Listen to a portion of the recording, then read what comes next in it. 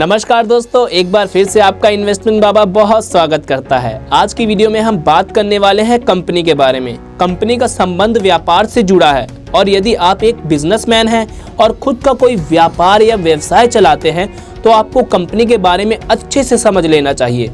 हमारे देश में कई प्रकार की कंपनियां पाई जाती हैं और खुद का कोई स्टार्टअप शुरू करने का अगर आप सोच रहे हो, अगर आप एक स्टार्टअप बिजनेस लाना चाहते हो तो आपको कंपनी के बारे में ज़रूर जान लेना चाहिए।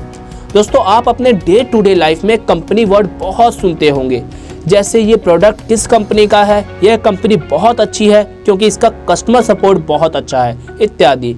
तो चलिए जानते हैं कंपनी का मतलब, जो आपको अपने व्यापार में लाभदायक साबित हो सकती है।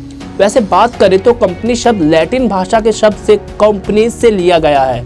यह लैटिन भाषा के दो शब्द के जोड़ से बना है, एक है कॉम, दूसरा है पेनीज। कॉम का अर्थ है साथ साथ और पेनीज का अर्थ है रोटी। अगर लैटिन भाषा से कंपनी का अर्थ निकाले तो इसका मतलब है साथ साथ भोजन करने से है।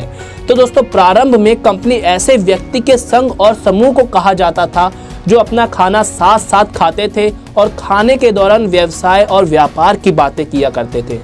लेकिन दोस्तों, वर्तमान में कंपनी उसे कहते हैं जहां पर दो या दो से अधिक लोग एक साथ पूंजी लगाते हैं और उससे एक व्यापार या व्यवसाय शुरू करते हैं और उससे प्राप्त लाभ को आपस में बांट लेते हैं, उसे कंपनी कहते हैं। दोस्तों, जरूरी नहीं है कि कोई कंपनी प्रॉफिटेबल ही हो सकता है वो कंपनी नॉन प्रॉफिटेबल भी हो। सेक्शन 2(20) के अनुसार ऐसी कंपनी जो कंपनी 2013 के अंदर रजिस्टर हुई हो या फिर उससे पहले बनी हो, वह इसके अंदर आती है।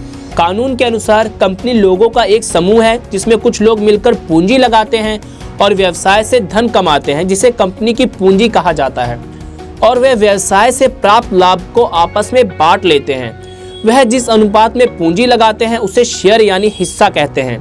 शेयर हमेशा ट्रांसफरेबल होते हैं। दोस्तों, कोई कंपनी 1% कंपनी हो सकती है, प्राइवेट लिमिटेड कंपनी हो सकती है या फिर वह कंपनी पब्लिक लिमिटेड हो सकती है। दोस्तों, आने वाली वीडियो में हम जानेंगे कि इसमें फ़र्क क्या है। लेकिन दोस्तों, आशा करता है इन्वेस्टमेंट बाबा कि आपको कंपनी का मतलब समझ आ गया होगा। अब हम बात करेंगे कंपनी की विशेषताओं के बारे में। तो number 1, separate legal entity. Law की नज़र में कंपनी एक लीगल पर्सन होती है। जिस तरह से व्यक्ति के कुछ राइट्स और ऑब्लिगेशन होते हैं, उसी तरह से कंपनी के भी कुछ राइट्स एंड ऑब्लिगेशन होते हैं। चूँकि कंपनी का निर्माण कानून द्वारा होता है, इसलिए कंपनी का कानूनी अस्तित्व अपने सदस्यों से अलग होता है। यही कारण है कि कंपनी अपने किसी भी सदस्य के साथ किसी भी प्रकार का एग्रीमेंट कर सकती है या कंपनी का कोई भी सदस्य कंपनी के साथ किसी भी प्रकार का एग्रीमेंट कर सकता है। Number 2, an artificial person. दोस्तों, कंपनी एक आर्टिफिशियल पर्सन की तरह काम करता है। जहां तक कंपनी के निर्माण, संगठन एवं समापन का सवाल है, यह केवल कानून के मुताबिक ही किया जा सकता है। जिस तरह एक व्यक्ति किसी अन्य व्यक्ति को संपत्ति बेच सकता है या इसके उलट अन्य व्यक्ति से संपत्ति खरीद सकता है, ठीक उसी प्रकार कंपनी भी किसी दूसरी कंपनी या व्यक्ति से संपत्ति खरीद सकती है और उसे बेच भी सकती है। इसके अलावा अन्य उदाहरण भी हैं, जैसे जिस प्रकार से कोई एक व्यक्ति किसी दूसरे अन्य व्यक्ति पर मुकदमा दर्ज करा सकता है, इसके उलट दूसरे व्यक्ति उस व्यक्ति पर मुकदमा चला सकते हैं, ठीक उसी प्रकार एक कंपनी किसी दूसरी कंपनियों या व्यक्तियों पर मुकदमा चला सकती है तथा दूसरे व्यक्ति एवं कंपनी उस कंपनी पर मुकदमा चला सकते हैं। इन सभी उदाहरणों से यह साफ लगता है कि एक कंपनी मनुष्य की तरह ही कार्य करती है। फर्क सिर्फ इतना है, मनुष्य एक जीवित प्राणी है और उसका जन्म और मृत्यु कानून द्वारा निर्धारित नहीं होता, जबकि कंपनी एक निर्जीव कृत्रिम व्यक्ति है जिसकी स्थापना भी कानून द्वारा की जा सकती है और इसका अस्तित्व भी कानून द्वारा समाप्त किया जाता है। Number 3, perpetual succession. कंपनी की लाइफ उसके मेंबर्स पर निर्भर नहीं करती है। कंपनी के मेंबर्स बदलते रहते हैं पर कंपनी नहीं बदलती। किसी मेंबर्स की डेथ, इंसॉल्वेंसी से कंपनी पर कोई प्रभाव नहीं पड़ता। 4, common seal.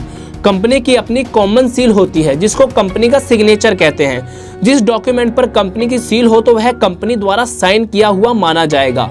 Number 5, transferability of shares.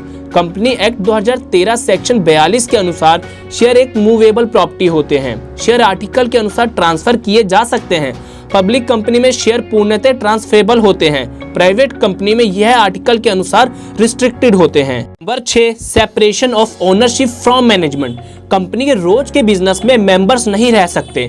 Company का मैनेजमेंट मेंबर द्वारा चुने गए बोर्ड ऑफ डायरेक्टर के हाथ में होता है। Board of director he company को सुचारू रूप से चलाते हैं। ये मेंबर्स के द्वारा चुने और निकाले जाते हैं। दोस्तों आज की वीडियो में फिलहाल इतना ही, लेकिन दोस्तों अगर आपको वीडियो अच्छी लगी हो तो वीडियो को लाइक करें, चैनल को सब्सक्राइब करें।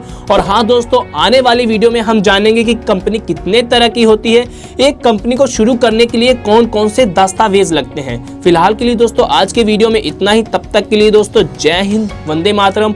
मिलते हैं अपने नेक्स्ट वीडियो में।